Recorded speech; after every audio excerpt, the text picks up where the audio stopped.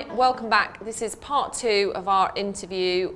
Zoe, course consultant for UK Academy of Wedding and Event Planning. My interview with students' questions with Kylie Carson, our director of the UK branch of the Academy of Wedding and Event Planning.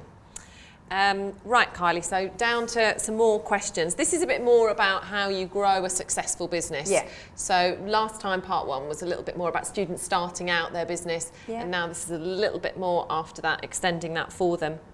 So when you started to decide to start your own business, again, this was a question from one of our students. When did you know to make that break from being employed to self-employed? This is now my business and I'm going to do this full time. It's a bit of a growth thing. It doesn't happen all at once. It's quite organic. You just know when the time is right. So from my perspective, my first company that I had with the wedding planning and event planning side of things, I kept on a contract which was just around about 20 odd hours a week whilst I was launching my own business. And that just took the pressure off me a little bit. I mean, I'd saved up so that I knew I had rainy day fund, if you will. So I knew I could keep myself going for 3 months, but 3 months isn't very long, and that does put the pressure on. So what I did was made sure that I had this contract that worked very well, that paid me an hourly rate, so I knew that all my bills were covered. And it just got to a point for me where it was just a little bit too busy for me to be able to cope with both. I did it for about a year, and it got towards the end of the year. It wasn't quite a year, and it was at that point that I realised that if I didn't make the jump and just go for it, the business would never grow. It had got to as far as it could get with me only putting in part-time hours. So it was a case of sink or swim. And that's personal to everybody in its own way, because we've all got our own different financial situations. Exactly, it's very different. Commitments. Some of us might have, parents that can help us with a loan, for example. Maybe the bank can help you with a loan. Some people may have already saved up the money. Others may need to keep working full-time for a little bit longer. Luckily, it is a career that you can do part-time to begin with. You can, and you don't need an office. So, that's there's the not great a huge thing outlay, about is there, at the beginning? No, really, your outlay is on your marketing, it's on your branding, it's on your website, etc., etc. It's not, as a wedding planner, you're not going to have stock. No. You don't have to have an office. You don't even really need a phone line anymore, like a landline anymore, because everybody is so used to people being on mobiles that it's not a problem. So what you do need is instant access to what you've got. Wi-Fi. If you've got internet access, you can answer your emails, it's all good. Yeah, I'm getting used to that, absolutely. So another question I get asked so students come to me, I'm the course consultant, so they come to me and say, well, I'm not sure which course to do, Zoe, what would you recommend?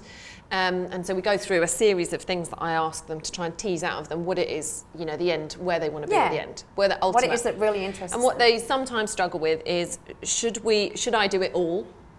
Or should I, my real passion is weddings, but should I learn about events as well? Or should I just do events to start off with and then see, it's that, do you need it all? Well, it's again, it's quite personal, but from my personal point of view, the way I like to look at it is when one is quiet, the other one is busy, and when one is busy, the other one is quiet. It's always nice. It's like with us. We have the Australian Academy, we have the US, and we have the UK. And when one is going off the boil a little bit, the other one picks up the slack, so to speak.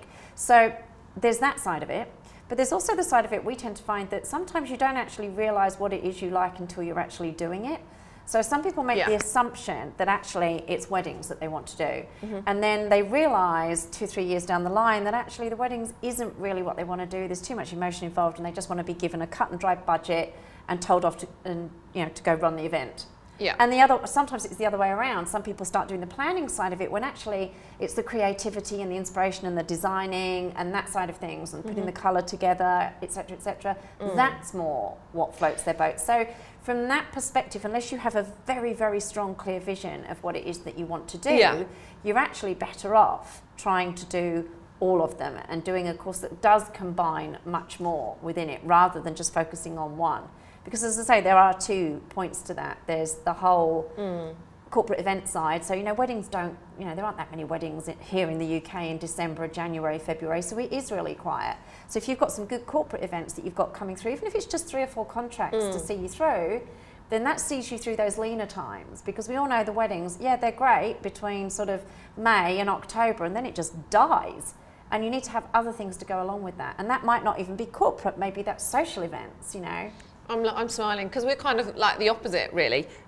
I'm sort of almost the opposite to that, and I knew that I only really was interested in weddings. Yeah. So, but I was fine, and I knew that I would then have to organise that, you know, to work with my situation. Yeah. But I knew that again, definitely to begin with, yeah, that was it. And I, for anybody that doesn't know, I should have said at the beginning, I have my own wedding planning business as well as working for the Academy. Yeah. So.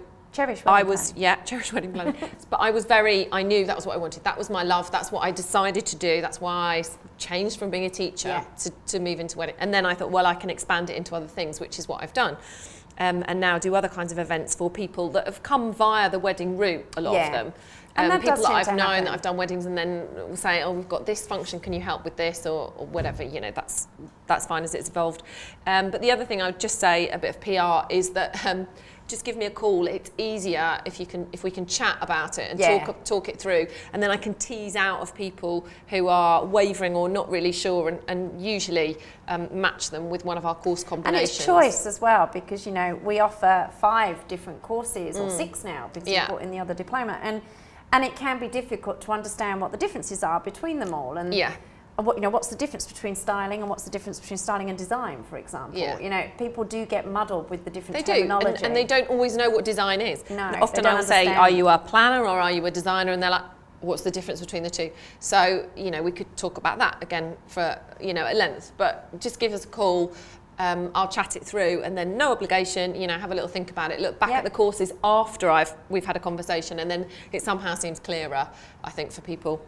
Sorry, that's just me going off onto, you know, the courses. So you'd said a bit about business, you know, having different strings to your bow. If the business is a bit slow, you've got something else. And again, that's something with our students, I encourage them starting out, you know, what else could you do? You know, can you branch out into a bit of stationery? Are you any good with sewing? Can you be thinking about adding, you know, have you done something else that kind of matches in with this? It just takes the pressure off a little bit when you're, you know, starting a new business is pressurised enough. Do you have kind of like a Kylie motto? A Kylie motto? Do you have, no, like something that gets you through when it's like that you just think, this is going to be okay, you know, this is okay, because every business is not going to just set up straight away, especially in weddings or events. They take a long time to plan and for you to get that. So what kind of, is there any, I put you on the spot. No, it's good. It's a good question, and it's one I've never been asked before either. So it's... You must have a little mantra, a little like... I do to a degree. I mean, obviously, you don't get to be in business for 10 years like I have without going through the rough times. You really don't. And there have been some rough times. There's been times when I've just wanted to go throw myself out the window. But it's more, for me, I just have, and this, it wouldn't be right for everybody, but I just have complete and utter faith in myself, which sounds really big-headed. But it's not meant like that. It's just that I know that if I stay positive and don't let myself get buried too deep with everything, then there is always light at the end of the tunnel, and there's always a way out. It's just you've got to really think around things. You can't be too narrow-minded when it comes to problems and when it comes to developing your business and allowing your mind to just see outside the realms of what's normal and actually take it outside to things that are more impossible almost. So for me, it's just that utter belief that I can do anything I set out to do, which is all my dad's fault, because my dad always told me when I was a little girl I could fall in a sewer and come up smelling of roses, and I've always remembered that because I can. Yeah, so something so simple can kind of, and you are definitely driven as a person in your business. You're, you know, and you are very forward thinking, and you do just go for it. So a lot of it is personality and go for it. Like, what's the worst that can happen? Unless you're investing 10 grand in it, you know, really, what is the worst that can happen? That it goes wrong. And trust me, I have done plenty of things and come up with some harebrained schemes that have gone absolutely nowhere. But it's all about things like that is what you learn from them. So if you do make mistakes and things don't go right or don't go how you think they were going to go, then it's more about what can you learn from that and take with you so that you don't make those same mistakes again, and you can apply it to whatever comes next. Okay, yeah, good advice. It's different for everybody, isn't it? It is. You know, but I just thought that I bet there's a lot something. of personal I bet stuff there's in something business. you just sit there, you're thinking, no, you know, I'm gonna.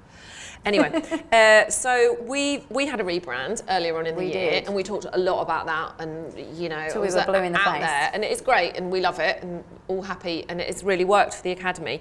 And our students that start their own businesses, and we've got, you know, lots now that have started their own businesses, and I see their websites and their information, and they're out there. And then some of them sort of say to me, actually, you know, I need to do something different or something else, or a little change of direction. I want to tweak it. Do you think that would be okay? And they, you know, kind of after they've finished with us, we're getting a little bit of a conversation.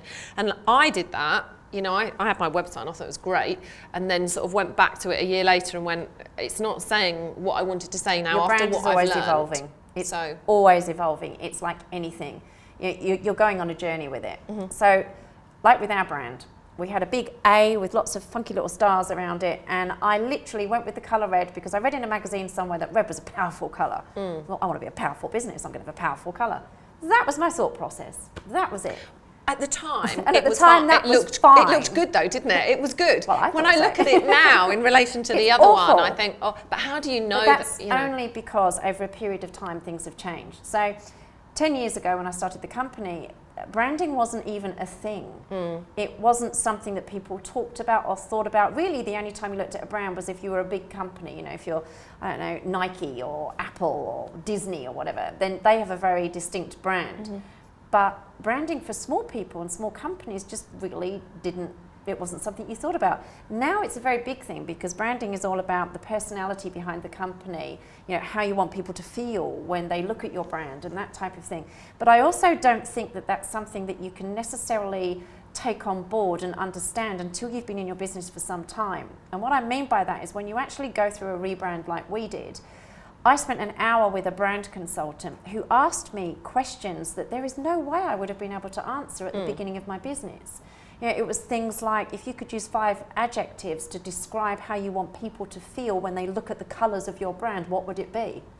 I could not have answered those questions you know, when I first started the company because I didn't really know who my clients were. Now I have a very good understanding of who my students are. I know what they want, where they want to go, how they want to grow their business. I know what they're looking for when they look at us. Trial and error for our students because they're like way back down at the beginning. There is nothing wrong with that. It needs to grow and evolve as you grow and evolve because your business will change. It will take you in a certain path and it may not be the path you thought it was going to take you on to begin with, and that's okay. You have to go with it. You look at, a good example is Madonna.